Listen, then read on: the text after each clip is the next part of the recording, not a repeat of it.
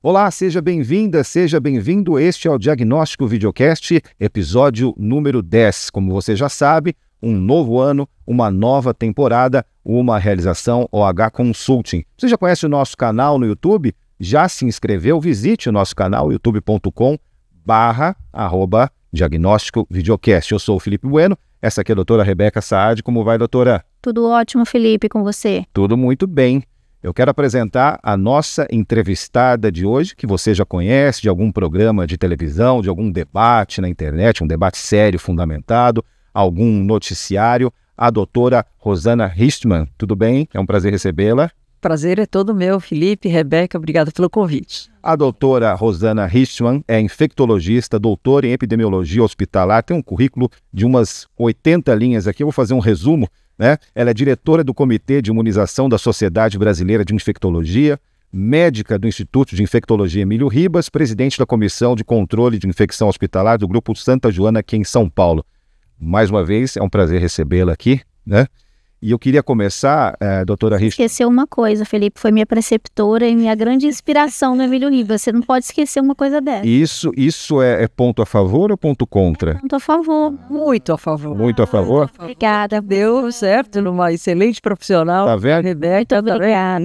É uma alegria ter você aqui. Eu sei que você é muito ocupada. Vai ser um grande prazer essa conversa. E o 10º episódio, acho que vai ser a comemoração aí dos 10 episódios, né, Felipe? Exatamente, nessa nossa segunda temporada. Doutora Rosana, é importante a gente dizer que os nossos assuntos aqui são sempre muito sérios, às vezes muito pesados, né? Mas a gente tenta sempre trazer também uma palavra não só de alerta, mas uma palavra de otimismo, confiança, ânimo para as pessoas. Mas vamos começar falando então sobre um dos temas que tem nos alertado já há bastante tempo, aliás é cíclico, né? A questão da dengue. É um fenômeno, como eu disse, cíclico aqui no Brasil, a cada início de ano, né? Os 3 primeiros meses, né? Tem aquele movimento de alerta oficial, aquele círculo baseado no número de casos, né? Um ou outro fenômeno diferente, às vezes a culpa é do clima, às vezes a culpa é de outra razão. Só que depois a atenção nossa some, porque vão aparecendo outros problemas, vem o carnaval, vai embora o carnaval e tudo mais, né? Neste ano, um dos assuntos que apareceram foi o tal do sorotipo número 3. Né? Em 2024, nós tivemos 6 mil mortos. Como é que vai ser 2025? Quais as preocupações da comunidade médica com relação a isso? Que cuidados nós temos que ter? Bom, Felipe e Rebeca, já falei que é um prazer estar com vocês, mas quero reforçar isso. E assim, a dengue, como você bem falou, é um problema todo ano, né? Você estando num país tropical como o nosso, e daí, Felipe, a má notícia é que, se você for ver no globo, mais da metade da população mundial vive em área que tem o vetor, o Aedes aegypti, e com isso vive sob risco de dengue. Então, isso é importante, não é um problema do Brasil, é um problema global. E mais do que isso, Felipe, se você me perguntasse, sei lá, 5 anos atrás, Rosana, tem algum caso de dengue na Itália, na Espanha, na França? Eu falava, imagina, Felipe, nós, né, estamos na Europa. Isso mudou, esse cenário mudou. Hoje, sim, você tem casos adquiridos em países como Estados Unidos, ou seja, nós estamos falando no hemisfério norte, porque o Aedes aegypti, a fêmea do mosquito, ela está se adaptando cada vez mais às mudanças climáticas. Então, com o aquecimento global, a gente sabe que também locais onde nunca tinha antes a possibilidade de ter o vetor, hoje tem. Então, o problema não é Brasil. Porém, como você falou, 2024 foi um ano péssimo para nós em termos de dengue. O Brasil foi campeão mundial de número de casos de dengue e campeão mundial em número de mortes por dengue. Ou seja, é o tipo do troféu que a gente não queria. E campeão, né, de uma coisa tão ruim, né? E, do ponto de vista prático, para este ano, respondendo a sua pergunta, eu acho que a maior preocupação é a entrada de um sorotipo que não circulava com a gente há muito tempo. Só para relembrar quem está ouvindo a gente, são 4 sorotipos de dengue. Então, nós podemos ter na vida 4 vezes dengue.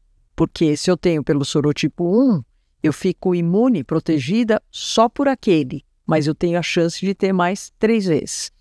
E este sorotipo 3, como ele não circulava desde 2008, ou seja, são muitos anos que nenhum de nós acaba tendo contato e proteção contra esse sorotipo.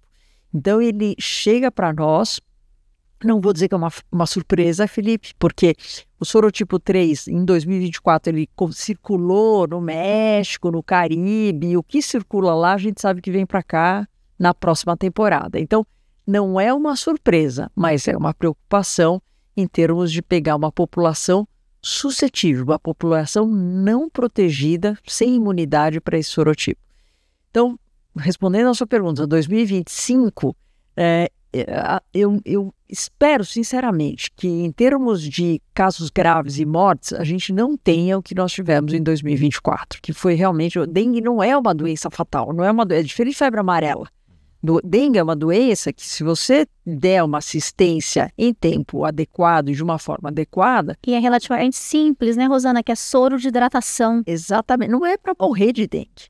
Então, eu acho que mesmo que a gente tenha um grande número de casos em alguns locais do nosso país, eu espero sinceramente que nós estamos muito mais preparados para enfrentar os casos mais graves. É uma doença, não vamos dizer ainda universal, mas ela está no âmbito dos trópicos, só que cada vez mais partes do mundo, além dos trópicos, tem a temperatura elevada. Então, na verdade, a pergunta talvez seja, é uma doença que preocupa o mundo, mas existem jeitos e jeitos de cuidar, né? É mais ou menos isso. É isso aí. Eu tenho uma dúvida e queria saber sua opinião. Você acha que falta organização e trabalho conjunto entre as especialidades diferentes dentro dos municípios? Por exemplo, médico, biólogo, engenheiro, todo mundo sentar e fazer um planejamento, primeiro de prevenção e depois de enfrentamento, né? Eu não vejo isso com muita clareza nos municípios, né? Não, eu acho que a diferença... O Brasil é um país, a gente sempre fala, e é super verdade. Uma coisa é você... eu sempre tenho uma frase, Rebeca, que é o seguinte: nasce um Uruguai por ano no Brasil. E o que eu estou querendo dizer com isso? A população do Uruguai é uma coorte de nascimento do nosso país. Então, vamos combinar que é muito mais complicado um país com esta dimensão, com as diferentes realidades que nós temos, é muito mais complicado realmente você ter todo esse enfrentamento. Mas, sem dúvida, na minha opinião, falta realmente você ter um programa de enfrentamento, porque muita gente está falando de vacina de dengue. Não tem vacina para todo mundo. Esquece, não é a vacina em 2025 que vai resolver o problema de dengue. O mundo inteiro gostaria de ter vacina, só que a produção é limitada, então não é por aí. Podemos fazer biotecnologia, ou seja, juntar com os engenheiros, os biólogos, fazer um grupo multiprofissional e incentivar mais você ter o que é biotecnologia? É você, por exemplo, se você... porque no combate da dengue você tem que tentar diminuir a quantidade de vetor, que é o mosquito, e que não é fácil com as mudanças climáticas. Só que se você soltar na natureza mosquitos infectados por uma bactéria chamada Wolbachia, sim. Esse mosquito ele não consegue mais transmitir a dengue, ela não consegue fazer o ciclo do vírus dentro dela. Então é uma forma elegante, vamos dizer assim, não estou dizendo que é barata, mas é uma forma inteligente e elegante de você baixar a quantidade de vetores. Então esta seria uma estratégia. Tem outras estratégias que a gente poderia estar falando no sentido de orientar a população, não só o que todo ano a gente ouve lá da água, do vasinho, do pneu, não. Eu acho que isso a população conhece, tem pesquisas mostrando que todo mundo, se você perguntar para a população, todo mundo sabe o que tem que fazer. Estou dizendo que façam, mas sabem. Então, eu não sei se a campanha, na minha opinião, não seria mais nesse aspecto. Eu acho também no aspecto de usar, de repente, o repelente, fornecer o repelente para a população. O que aconteceu com o álcool gel durante a pandemia, vamos supor que a mesma iniciativa tivesse em relação ao repelente. Você entra numa loja, você está passando numa rua, você entra num parque e tem um dispensador. Beleza. São coisas que você pode ajudar a população. Você vai falar, mas a população sabe que tem que usar repelente. Tudo bem, só que a hora que você chega no parque, você fala, ixi, esqueci meu repelente em casa. Então, assim, eu acho que tem mais coisa que a gente realmente pode fazer. Bom, com relação, já que a senhora falou em realidade brasileira, né, a doutora Rebeca também falou em realidade brasileira, para além da dengue, nesse curto prazo, né, ainda falando em 2025 ou no médio prazo também, que tipo de outras doenças na sua área de atuação, a senhora enxerga como potenciais riscos aqui para o Brasil? E, obviamente, quando a gente fala em Brasil, a gente sabe que, né, as coisas circulam de uma maneira que são diferentes de 20 anos, 30 anos atrás. Então, o Brasil é mundo, de qualquer forma, né? Seja pela questão climática, seja pela questão da circulação das pessoas no mundo. Então, o que te preocupa mais? Eu acho que eu vou cair nas arboviroses mesmo. O que é arbovirose? Né? É uma sigla do inglês, né? Arbovirus, né? Então é Arthropod-borne virus, ou seja, vírus que são transmitidos por vetores. Então não é só o Aedes aegypti, mas, por exemplo, se a gente pegar a febre amarela, correto, é uma doença que preocupa? É uma doença que preocupa. Este ano a gente já começa com um número maior de casos do que o ano passado, no corpo do espaço de tempo. Oropouche, febre do Oropouche, é algo também que para nós é mais novo. Então você pega alguns estados do Brasil, o exemplo mais marcante agora é lá no Espírito Santo, etc., com grande circulação desse vírus, também transmitido por outro mosquito. Eu já estou falando de 3 doenças diferentes, cada uma com um vetor diferente. Então, Felipe, eu estou falando isso para você ver que num país como o nosso, as doenças veiculadas por vetores, eu acho que é bastante complicado. Não é a transmissão pessoa a pessoa. Claro que isso nos preocupa também. Vou dar um exemplo. A transmissão pessoa a pessoa seria o vírus da gripe, que é a influenza, seria, sei lá, vírus essencial respiratório, outros vírus, principalmente os vírus respiratórios. É uma preocupação, mas eu acho que para a nossa realidade me preocupa mais essas doenças por vetores. Febre maculosa, carrapato, e assim vai. Talvez sejam mais difíceis de enxergar para a população de modo geral. É tão normalizado na realidade das pessoas que talvez seja mais difícil de enxergar que isso é um problema, né? E além disso, a febre do Oropouche, o mosquito lá, aquele, né, que eles falam, o mosquito pólvora, né, aquele Que eles falam. É quase impossível você evitar. Quem conhece o litoral norte de São Paulo sabe que tem um monte, né? Ilhabela, etc. Então, o problema não é ter um mosquito, é ter um mosquito infectado.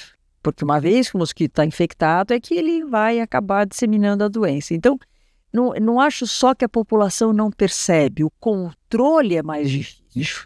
Porque o controle não depende da transmissão pessoa a pessoa. Né? Acho que a pandemia nos ensinou que quando a gente faz, lógico, ter uma vacina foi fundamental para a Covid, mas também uso de máscara, todo o resto que a gente fez, a gente conseguiu evitar essa transmissão. Quando tem os vetores, né, seja mosquito, seja carrapato, eu creio... É mais um ator em cena, né? Um ator de difícil controle, né? Bem mais complicado. E a gripe aviária lá em cima, chega para nós, Rosana? Bom, é outra preocupação, né? É outra preocupação. Se a gente fosse fazer uma rede de apostas aqui, você me perguntar qual é a próxima pandemia nossa, lógico, gripe aviária é a forte candidata, né? O que é a gripe aviária? É o vírus da gripe que a gente já conhece faz tempo, só que o vírus influenza, ele tem uma capacidade de combinações, né? E rearranjos e adaptação para nós humanos. Então, a gripe aviária hoje é um vírus, para falar o nome do vírus, é o H5N1, né? Este vírus, ele infecta as aves, por isso que ele é conhecido como aviária, então ele infecta as aves, e as aves, elas excretam o vírus pelas fezes. Lógico, tem também coriza, etc., mas principalmente pelas fezes. E essas aves migratórias, elas vão espalhando o vírus por onde eles vão passando. Então, também é algo que pode chegar aqui, não só pode, como muitas vezes a gente já vê casos, vou falar aqui do litoral do Pacífico, no Peru, a quantidade de animais mortos, aves mortas que foram encontrados. Então, ela está muito próxima da gente. O que nós não temos ainda aqui são casos em humanos, né? Que seriam a nossa preocupação. A hora que a gente começar a ter pessoas infectadas pela gripe aviária, e mais do que isso, Rebeca, a possibilidade de transmissão entre humanos, porque até o momento mesmo nos Estados Unidos, os casos descritos são contato com os animais ou com as aves infectadas. transmissão interhumana ainda não está descrita. E aí que começa o problema, porque daí você vê a grande adaptação desse vírus. E todo vírus respiratório, óbvio, é sempre uma preocupação por causa da fácil disseminação. Doutora Rosana, quero falar um pouco da sua carreira e da visão que a senhora tem da medicina. A senhora começou a sua carreira numa realidade tecnológica, científica, socioeconômica, financeira, midiática, inclusive, totalmente diferente. De lá para cá, como a senhora enxergou a evolução da medicina, da ciência e como a própria sociedade trabalhou com isso, se entendeu bem? A gente passou por um momento terrível na época da Covid-19, de negacionismo e tudo mais, mas eu queria saber se é possível fazer essa linha do tempo, que é um pouco pessoal, né? Mas um pouco também de analisar como a medicina evoluiu, como a ciência evoluiu, por que tanta gente resolveu deixar de acreditar nessas coisas, né? Nessas coisas, medicina, ciência e tudo mais. Não, são fases completamente diferentes, né? Então eu fiz a minha formação em infectologia, numa época que a infectologia não é o que é hoje. Eu acho que nós fomos super valorizados como profissionais. Há uns anos atrás você perguntava, o que trabalha com o que? Não, eu sou infectologista. A pessoa não sabia exatamente o que eu fazia, né? Hoje é algo que todo mundo conhece muito bem, exatamente por todas essas mudanças que nós tivemos. Então, a especialidade hoje foi muito mais valorizada do que no passado. E tem uma característica incrível a infectologia no sentido de que é muito dinâmico, porque a gente lida com micro-organismos vivos. É diferente de um cardiologista, de um pneumologista. Você não tem um agente vivo que está dinamicamente mudando, se adaptando, ou seja, zero monotonia, nossa vida, concorda? Tranquilo, né, Rosana? Zero monotonia. A gente nem tira férias mais em janeiro, que sempre tem surpresa, que a gente precisa preparar os nossos hospitais, é uma beleza. Não, bom, então assim, esta mudança foi realmente bastante importante. E lá atrás, no início da minha vida profissional, eu fiz meu doutorado na Alemanha, fiquei 3 anos na Alemanha fazendo doutorado. E na época, o pessoal me perguntava, mas como é que você vai adaptar as coisas, né, de um país como a Alemanha, no Brasil, etc. E eu te digo que é muito fácil essa adaptação, né, porque o que você aprende, eu acho que 50% do nosso trabalho é bom senso, os outros 50% é conhecimento. Então, este bom senso você pode adquirir, e eu acho que em países europeus, eu vou falar especificamente da Alemanha por tudo que eles passaram, eles têm muito a racionalização e o bom senso, porque eles eram um país praticamente destruído, então eles tiveram que aprender com tudo isso. Então esta evolução da medicina, eu acho que a gente vem desta época onde não se questionava muito, principalmente sobre vacinas, né? Ninguém simplesmente falava, o que tem que tomar? S, beleza, vamos fazer. Para um momento que daí começa a ter todas essas mudanças, e acho que a pandemia foi a gota d'água, no sentido das pessoas começarem a questionar, o que eu não acho nada ruim, acho que tem que questionar mesmo, tem que ser cético. Eu acho que alguém mais cético do que eu que estudo vacina, não tem. Nós queremos saber realmente qualquer produto novo, a primeira coisa que eu quero saber é, e aí? O que está provado, o que não está, quantas pessoas foram testadas, quais são os resultados, qual é a segurança, qual é a efetividade. É isso que a gente quer, exatamente para chegar e falar, olha, tomem a vacina, isso está provado cientificamente que funciona. Então, eu acho que muitas pessoas acabaram pegando essa coisa do questionamento da população, que eu acho muito bom, eu acho que quanto mais informações a gente conseguir dar, melhor. Só que tem gente que pegou isso para um lado do, não querendo politizar, mas um lado do negacionismo, um lado de querer se favorecer em cima da inocência da população. Eu acho que essa é a palavra, né? Porque muitas vezes você pode ver o mesmo produto por um outro ângulo e com isso acabar deixando em dúvida a real eficácia daquele... E é o lado mais fraco, né? A população que desconhece, ela precisa de conhecimento, ela precisa ouvir, quem sabe. E com essa polarização, com esse negacionismo, ela não sabe onde olhar, né? Para quem olhar, em quem, né, confiar, isso é um grande problema. E uma das coisas, Rebeca, é aquela história da percepção do risco, né? Tem muito isso em vacina. Por exemplo, se a gente falar agora, Felipe, tem uma vacina contra a difteria aqui. Ela pode te dar um pouco de febre amanhã, um pouco de dor local, mas é uma vacina contra a difteria. Você vai olhar para mim e falar, Rosana, você vai me desculpar, mas assim, por que eu vou tomar uma vacina de difteria? Não sei nem do que você está falando. Eu não tenho a percepção do risco, porque você não ouve falar dessa doença há muitos anos. Não sei se a Rebeca chegou a ver algum caso. Vi um caso de uma bancária, não esqueço. Vi um caso há uns 15, 16 anos, será? Acho que é isso, né? Mais ou menos. Um caso em 16 anos. Não, e há quanto tempo de formação, etc. E por que isso? Por que a difteria simplesmente não existe mais? Por causa da vacinação.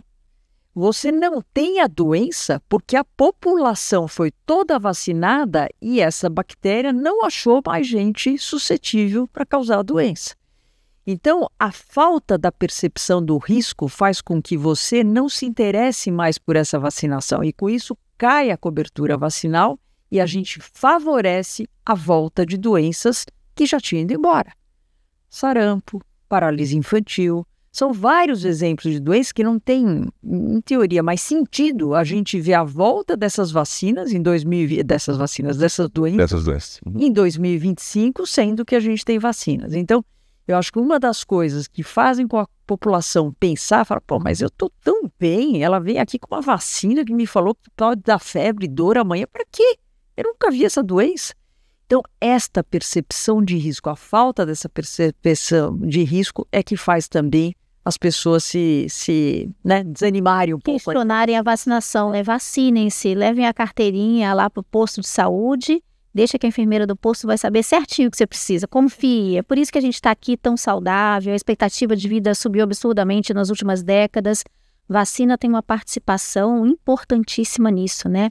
E a gente conversava ontem, para fazer essa pauta aqui, uma coisa muito interessante que são os novos médicos, quem está chegando. Você como preceptora de um grande hospital, né, formador de infectologistas, como você está vendo quem está chegando? Como é que estão chegando esses médicos recém-formados para vocês? Rebeca, eu vou te confessar uma coisa. Os outros colegas das outras especialidades têm, entre aspas, reclamado muito da qualidade que chegam os médicos novos hoje na residência médica. E eu falo, na infectologia, talvez eu tenha um viés aí, uma amostra viciada, mas eu acho assim, o médico jovem que escolhe a especialidade em infectologia, ele já não é um médico, ele já tem algo diferente, por ser uma especialidade que não é aquela especialidade que certamente você vai rapidamente estar bem, ganhando dinheiro, não, muito pelo contrário, é uma especialidade que você faz porque você gosta da clínica, você gosta de estar com o paciente, você gosta da investigação, porque não tem nenhuma especialidade mais investigativa do que a infectologia. Até você entender o que está acontecendo, qual é o germe, por que está causando tanta infecção, qual é a fonte da infecção, né? E tem vários exemplos, eu vou te dar um exemplo, eu vou falar com você porque eu sei que a Rebeca conhece, mas olha que interessante, tem uma publicação que num hospital começaram a ter infecções nos bebês por um fungo completamente diferente, um fungo muito estranho. E daí eles falaram, mas que diabo, da onde vem isso, né? Então começa a parte investigativa, né? Se é, sei lá, algum produto novo, se é alguma coisa do ar, se é o ar-condicionado. Eu sei que, resumindo, para não ir muito longe, na investigação eles viram que uma profissional da saúde estava mais envolvida no atendimento, na assistência daquelas crianças que estavam infectando. Foram atrás dessa profissional da saúde. E para resumir, o cachorro que ela tinha em casa tinha uma otite por esta bactéria, e esta bactéria do cachorro, e ela cuidando do cachorro, ela acabava levando pelas mãos e trazendo para o hospital. Levou para o hospital. Então você imagina que você sai de uma infecção de um bebê e vai parar na casa da pessoa para ver a otite do cachorro. Que é coisa mais incrível e mais investigativa do que isso. Então, o infectologista, ele gosta de filme de suspense, de mistérios, de Sherlock Holmes. Exato. Sherlock Holmes. Ele é um chato, porque ele vive procurando, vive investigando. Como a senhora disse, e eu acho que quem conhece um pouco de história e filosofia sabe, as perguntas fizeram ou ajudaram a humanidade a crescer, né? Então, essencialmente, vocês trabalham com perguntas, né? Sim. Isso. E a gente tenta ir atrás das respostas. Não necessariamente a gente acha, mas é uma busca. Então, respondendo, como eu vejo os médicos jovens, eu acho que, primeiro, o mundo vai absolutamente mudar com a inteligência artificial, com toda essa revolução. Mas nós seguramente não seremos substituídos. Eu creio que a gente só será substituído se eu não saber usar a ferramenta hoje que a inteligência artificial me traz. Ela não vai me substituir. Agora, se eu não tiver e não souber usar essas ferramentas, que vão ajudar muito a gente, mas muito. Já ajuda. Não é para brigar, muito pelo contrário, é para agregar. Então, eu vejo essa geração mais nova, principalmente os jovens infectologistas, muito interessados. Eu continuo muito otimista. Que ótima notícia. Muito otimista. Nossas reuniões, nossas discussões, sempre interessados, e a gente sempre mistura, né, pela experiência e pela idade, a gente mescla coisas do passado para eles entenderem a situação do presente. E com isso eles enxergam de uma forma mais ampla. Então, eu não sou desanimada, não. Eu continuo otimista. O infectologista, ele escolhe realmente por gostar da especialidade. Não há nenhum outro motivo, né? Não é o motivo financeiro, não é o motivo... Não há nenhum glamour na especialidade, muito pelo contrário. Bom, muito bom escutar isso, né? Bom, então, já que a senhora tocou na questão inteligência artificial, até chegando no fim da nossa conversa, é engraçado, né? Inteligência artificial... Nos anos 90, quando a gente jogava paciência no computador, né, como é que chama? 386, né, aquilo é uma inteligência artificial, mas hoje virou um drama, né? Eu aproveito e pergunto não só sobre essa questão dos limites éticos até da inteligência artificial na medicina, mas também dessa questão das redes sociais, da internet de modo geral, do risco de virar, se é que já não virou, um grande consultório. E aí fazer retroceder todo esse conhecimento adquirido pela medicina, não só na sua área, né? Mas de modo geral. Isso é um grande risco, já está acontecendo, vai piorar. A internet, as redes sociais enquanto consultórios e enquanto supostamente resolvedores de problemas. Eu vejo assim, acho que essa revolução, eu acho, tem muita coisa boa, muita coisa boa. Telemedicina, eu era super cético, eu era super assim, e telemedicina, imagina. Cético é obrigação. Assim, no sentido de que, mas, imagina, eu não vou examinar o paciente, né? Os mais jovens não pensam tanto, mas a minha geração... Na Covid, eu vi o quanto eu era importante de entrar na casa de alguém através de uma tela, num momento tão dramático, e passar informações sérias, e passar confiança, e passar orientações naquele momento, que a pessoa não teria de outra maneira. Então, foi uma revolução e algo que... Eu faço há vários anos um projeto social na Amazônia, né, o Doutores das Águas. A gente vai todo ano na população ribeirinha, que é muito longe. Hoje, com o fato da gente poder ter internet, eles estão cabeando toda aquela região para você poder fazer uma telemedicina. Felipe, eu vou uma vez por ano, aquela população vê uma vez por ano um médico, certo? O resto do ano, eles têm que se virar com chás, com águas, com ervas, e é incrível. Eu aprendo, acho que mais do que eles, porque hoje eu sei um monte de coisa de medicinas alternativas que eu não sabia no passado. Mas melhora muito, porque a gente consegue passar a informação. Então, eu vejo que esta revolução, ela tem um lado precioso, que a gente precisa saber usar, mas o que nós nunca vamos perder é esse olho no olho, é essa relação médico-paciente. O paciente, quantas vezes ele chega hoje no consultório, ele leu no Google, ele viu, ele botou lá que o exame dele deu alterado, então aí ele põe lá, exame alterado, ele chega apavorado. E muitas vezes desnecessário, a pessoa sofre antecedentes, porque né? A imaginação já faz a doença daquele tamanho.